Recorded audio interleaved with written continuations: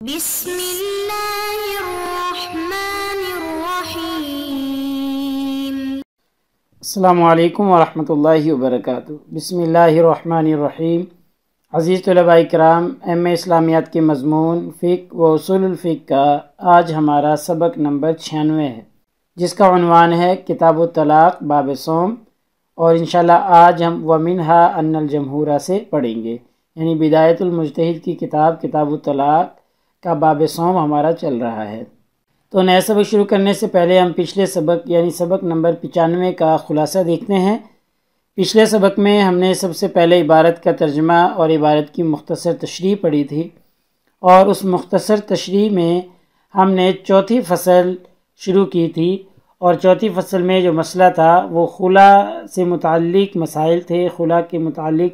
جتنے بھی احکامات تھے ان میں سے چند کا مصنف نے ذکر کیا تھا، اور ان احکامات میں سے پہلا مسئلہ، پہلا حکم خلا کے ساتھ طلاق کا وقوع یا عدم وقوع تھا، کہ جب خلا عورت نے لے لیا تو کیا اس کے ساتھ طلاق بھی واقع ہوگی یا طلاق واقع نہیں ہوگی۔ اس پر ہم نے تفصیلاً گفتگو کی تھی، اور چونکہ اس مسئلے میں فقہا کا اختلاف تھا تو پھر ہم نے اس اختلاف کی وضاحت بھی کی تھی۔ بعض فقہا کے نزدیک طلاق ہوگی، بعض کے نزدیک طلاق نہیں ہوگی، اور پھر ہم نے اختلاف کا سبب بھی دیکھا تھا کہ جو یہ فقہا کے درمیان وقوع یا عدم وقوع پر اختلاف ہوا ہے، اس اختلاف کا سبب کیا تھا، تو سبب پر ہم نے تفصیلاً گفتگو کی تھی۔ ایسے ہی دوسرا مسئلہ پچھلے سبق میں یہ ذکر کیا گیا تھا کہ دوران عدت رجوع کا حق شوہر کو حاصل ہوتا ہے یا حاصل نہیں ہوتا، یعنی اگر عورت نے خلا لے لیا اور خلا لے کر وہ عدت گزار رہی ہے تو اس پیریڈ کے دوران شوہر اس سے رجوع کر سکتا ہے یا نہیں کر سکتا۔ تفصیلاً اس پہ گفتگو ہو گئی۔ چونکہ اس مسئلے میں فقہا کا اختلاف تھا، اس لیے اختلاف کی وضاحت بھی کی گئی تھی۔ تو انشاءاللہ آج کے اس سبق میں ہم عبارت کا ترجمہ اور عبارت کی مختصر تشریح دیکھیں گے، اور مختصر تشریح کے دوران ہم یہ مسئلہ پڑھیں گے کہ دوران عدت دوبارہ شادی شوہر کر سکتا ہے یا نہیں کر سکتا۔ تفصیلاً اس پر انشاءاللہ گفتگو کریں گے۔ ایسے ہی اس مسئلے کے اندر فقہا کا اختلاف ہے تو اس اختلاف کی وضاحت بھی کی جائے گی، اور پھر اختلاف کا سبب جاننے کی بھی کوشش کریں گے ہم کہ اس اختلاف کا اصل سبب اور اصل محرک کیا ہے جس کی وجہ سے یہ اختلاف فقہا میں پیدا ہوا ہے۔ اور ایسے ہی پھر ہم خلا کے عوض میں اختلاف ہونا، یعنی میاں اور بیوی کے درمیان میں عوض میں اختلاف ہو گیا، یعنی عورت نے خلا لے لیا ایک خاص مال کے بدلے میں،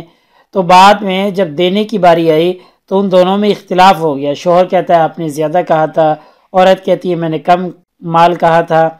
تو ایسے یہ اختلاف ہو گیا۔ تو اس اختلاف کی صورت میں ہم کیا کریں گے؟ تو اس میں فقہا کا اختلاف ہے، اس اختلاف کی انشاءاللہ ہم وضاحت کریں گے، اور اس وضاحت کی روشنی میں یہ مسئلہ حل کیا جائے گا۔ تو یہ آج کی ہماری عبارت ہے۔ ومنہا، ایک مسئلہ ان مسائل میں سے ایک یہ بھی ہے کہ ان الجمہورہ کہ جمہور فقہا اجمعوا، ان کا اتفاق ہو گیا ہے، وہ متفق ہیں، علی ان لہ ان یتزوجہا برضاہا فی عدتہا، کہ وہ شوہر اس سے شادی کر سکتا ہے برضاہا، اس کی اجازت سے، اس کی خوشنودی سے، فی عدتہا، اس کی عدت میں، یعنی عورت نے خلا لے لیا، خلا لینے کے بعد وہ عدت گزار رہی ہے، تو کیا اب اس عدت کے پیریڈ کے دوران شوہر اس کی اپنی رضامندی سے، عورت کی رضامندی، عورت کی خوشنودی سے دوبارہ شادی کر سکتا ہے یا نہیں کر سکتا؟ تو جمہور فقہا کا یہ مسلک ہے کہ ان یتزوجہا برضاہا، کہ اس کی رضا سے، اس کی خوشنودی سے دوبارہ اس سے شادی کر سکتا ہے، دوبارہ اس سے نکاح کر سکتا ہے۔ وقالت فرقۃ، اور ایک گروہ من المتاخرین، متاخرین فقہا میں سے، بعد والے فقہا میں سے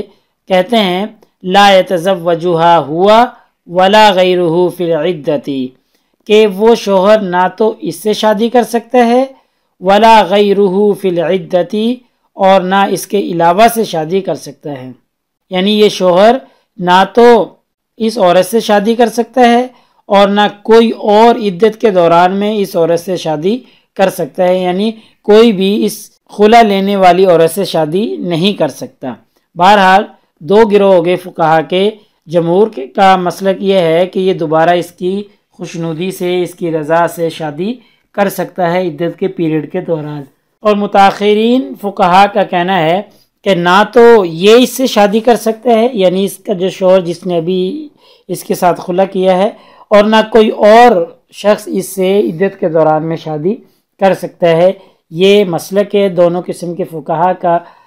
وسبب اختلافہم، یہاں سے اس اختلاف کا سبب بیان کیا جا رہا ہے کہ یہ اختلاف کیوں واقع ہوا ہے، اصل وجوہات اس کی کیا ہیں۔ تو وسبب اختلافہم، ان کے اختلاف کا جو سبب ہے وہ ہے حل المنع من النکاح فی العدت عبادت او لیس بعبادت، کہ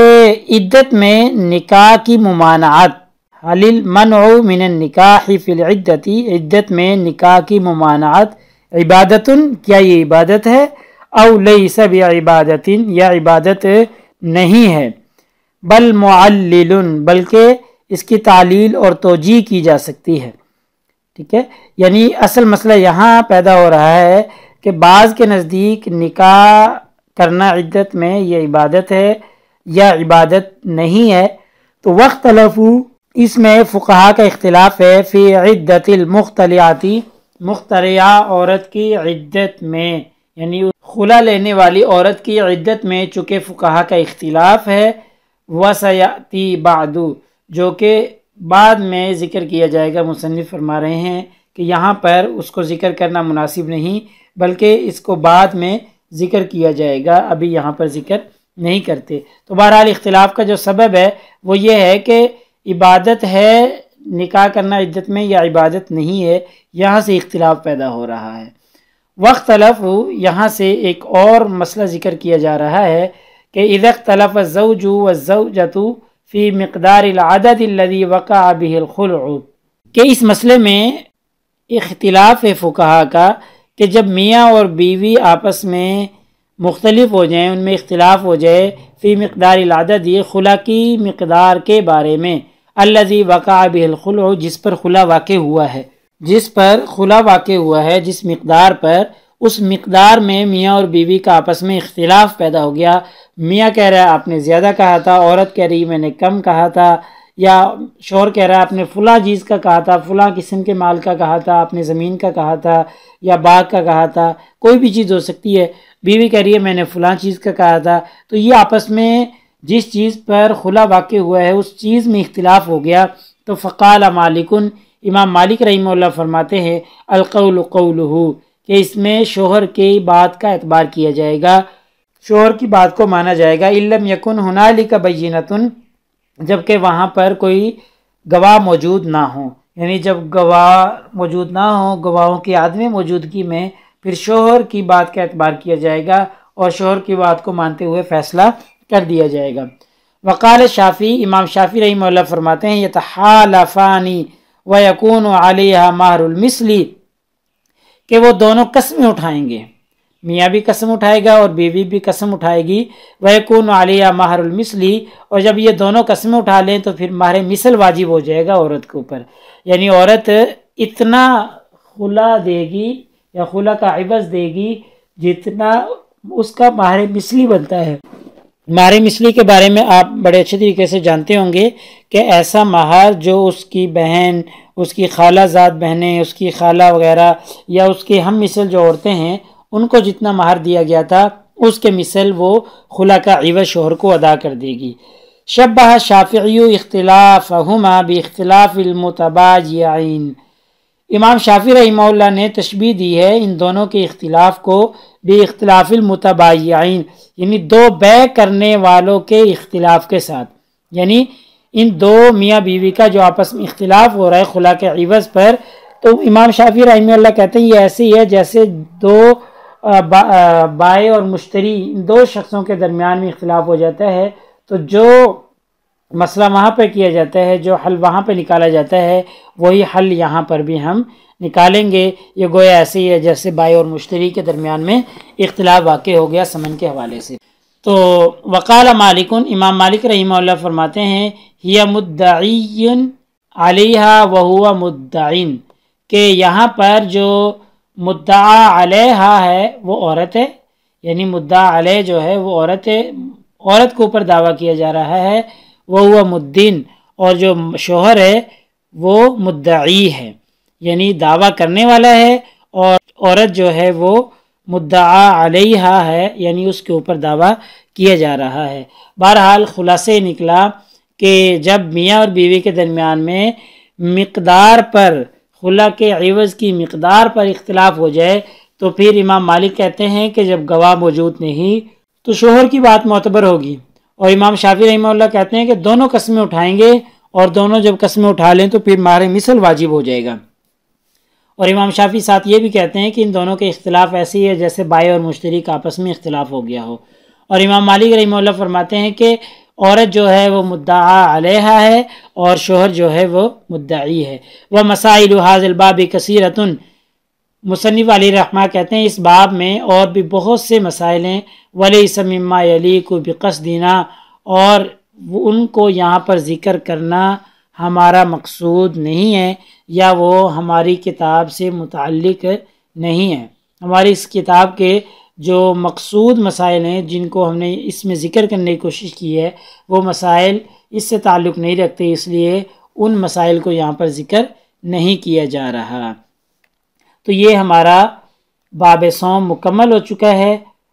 لہٰذا ہمارے آج کے اس سبق کا خلاصہ یہ بنا کہ آج کے اس سبق میں ہم نے عبارت کا ترجمہ اور عبارت کی مختصر تشریح پڑھی ہے، اور تشریح میں ہم نے یہ پڑھا کہ عدت کے دوران وہی شوہر اپنی اسی بیوی سے جس سے خلع کیا ہے دوبارہ شادی کر سکتا ہے یا نہیں کر سکتا۔ اس میں فقہا کا اختلاف تھا، اس اختلاف کی ہم نے تفصیلاً وضاحت کی ہے، دلائل پیش کیے ہیں، اور پھر آخر میں اس اختلاف کا سبب جاننے کی کوشش کی ہے کہ اختلاف کا سبب کیا ہے جس کی وجہ سے یہ اختلاف واقع ہو رہا ہے۔ ایسے ہی ایک مسئلہ آج کے اس سبق میں ہم نے یہ بھی پڑھا کہ خلا کے عوض میں اختلاف ہو جائے میاں بیوی کے درمیان تو پھر کیا کیا جائے گا۔ اس مسئلے میں چونکہ فقہا کا اختلاف تھا، امام مالک رحمہ اللہ کا کہنا کچھ تھا، امام شافعی رحمہ اللہ کا کہنا کچھ تھا، وہ اختلاف ہم نے دیکھا ہے۔ اور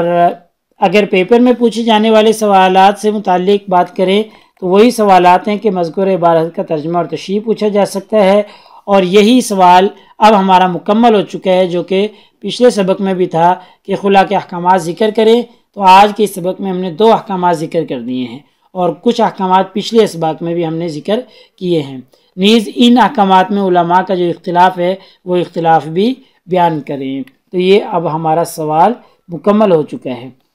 تو انشاءاللہ اگلے سبق نمبر 97 میں ہمارا یہی عنوان چلتا رہے گا۔ انشاءاللہ اگلے سبق میں ہم الباب الرابع شروع کریں گے۔ جزاکم اللہ خیر۔ السلام علیکم ورحمۃ اللہ وبرکاتہ۔ اللہ پاک آپ سب لوگوں کا حامی و ناصر ہو۔ اگلے سبق تک اجازت چاہتا ہوں۔ اللہ تعالیٰ آپ کو کامیابیاں اور ترقیاں نصیب فرمائے۔